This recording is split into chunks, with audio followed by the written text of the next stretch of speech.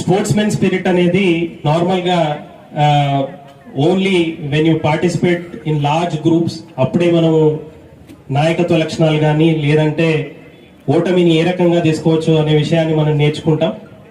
So ఇంత పెద్ద స్కేల్లో ఆర్గనైజ్ చేస్తున్నటువంటి ట్రైబల్ వెల్ఫేర్ డిపార్ట్మెంట్ కి ప్రత్యేక అభినందనలు తెలియజేస్తూ పిల్లలందరూ కూడా ఈ ఫెసిలిటీస్ ని బాగా యూటిలైజ్ చేసుకోండి. చాలా తక్కువ స్కూల్స్ లో ఇంకా స్పోర్ట్స్ మీట్స్ లాంటివి చాలా తక్కువ స్కూల్స్ లో కండక్ట్ చేస్తా ఉన్నాం. చాలా మంది ప్రైవేట్ స్కూళ్ళల్లోకి వెళ్తా ఉన్నారు ఈ మధ్య పిల్లలు. ప్రైవేట్ స్కూళ్ళల్లో ఎక్కడ కూడా ఏ రకమైనటువంటి స్పోర్ట్స్ గ్రౌండ్స్ కూడా చాలా తక్కువ స్థాయిలో ఉంటాయి.